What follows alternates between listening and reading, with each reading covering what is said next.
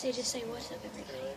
The most amount of electricity. We intend to activate to level 1 on Sunday, the 10th of September. This means our state, federal, nonprofit, volunteers, and private sector partners will be here with us. Although the forecast is becoming more favorable for the state of North Carolina, the state emergency response team remains focused on planning for Hurricane Irma, and as the governor said, we are repositioning resources in order to respond quickly to the need. Based on our threat analysis, we're currently moving staff and equipment from eastern North Carolina to western North Carolina. We're also going to maintain our readiness posture in central North Carolina. Our current plan is now to focus on 2 staging areas in Asheville and Greensboro. These staging areas will be activated on Sunday, the 10th of September. We're not going to activate the Kinston staging area at this time unless we see something change in the forecast track. In concert with our American Red Cross, our Division of Social Services over at DHHS, volunteer agencies, and most importantly, our local county partners, we are prepared to engage in mass sheltering and feeding operations.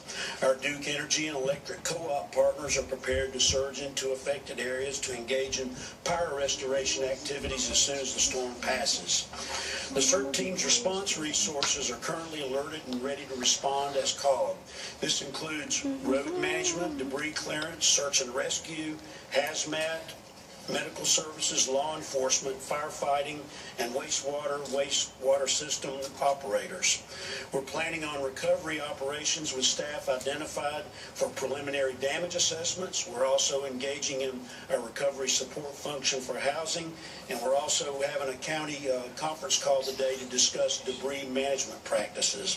Finally, our FEMA partners are establishing an incident support base at Fort Bragg that's going to have food, water, blankets, cots, and other commodities. The FEMA Federal Coordinating Officer is currently in the state, as is our Federal Liaison Officer from FEMA, and we expect to have an Incident Management Assistance Team from FEMA on Sunday, arriving at the state EOC. Thank you very much. Thank you, Mike, and thank you for all your team is doing to be ready. I, too, want to thank our county partners for their hard work preparing for this storm.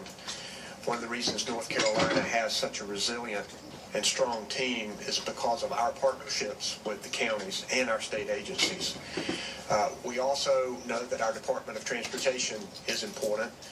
Again, all road work will be stopped as of 7 p.m. tonight. They're seeing an increase of the number of people traveling south to north on our interstate highways. We want to make sure that it's clear for evacuation.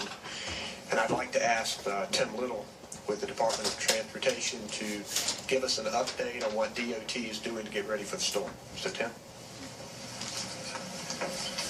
I'd also like to take this time to thank our DOT employees across the state who are working very hard to get ready for the possible hurricane and the impacts to North Carolina.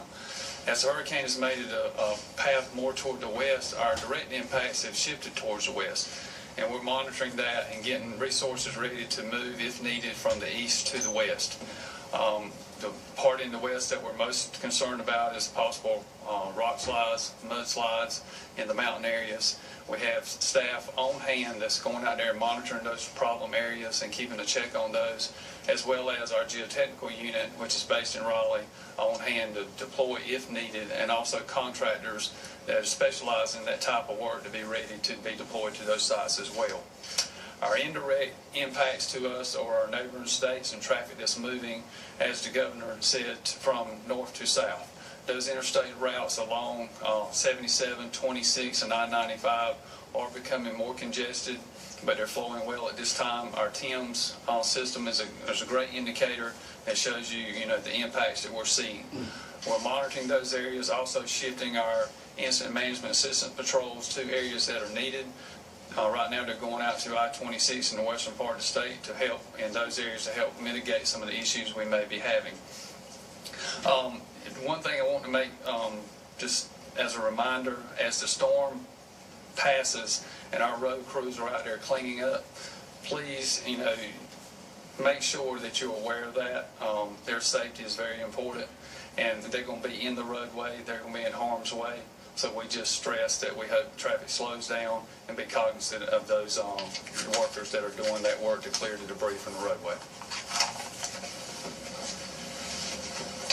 Thank you, Tim, and we appreciate everything that people at DOT are doing. We're keeping in close contact with the National Weather Service, the National Hurricane Center, and we're keeping an eye on the track. The storm is very large. Tracks can change. So our state and local governments are staying ready, and we want people to be ready as well. Ready with their evacuation routes, ready with their emergency kits, continuing to check local weather on the forecast of the storm to see if there are any alerts that they should have. And again, I will point out readync.org. readync.org is a website that has information that you would need to get ready for this storm, and also contains up-to-date, real-time update on the situation and what's going on with emergency management and our state roads. So I'll open it up for questions that you might have. That's great. Director Spranger mentioned the Greensboro and Asheville staging areas. Is that what they are, staging areas? They're staging areas where equipment and personnel would go. We were going to have one in Kinston, but right now it's going to be in Greensboro and in Asheville. Yes, sir. Well, we've heard so many people trying to evacuate from Florida, coming up through North Carolina highways, and of course all over the southeast.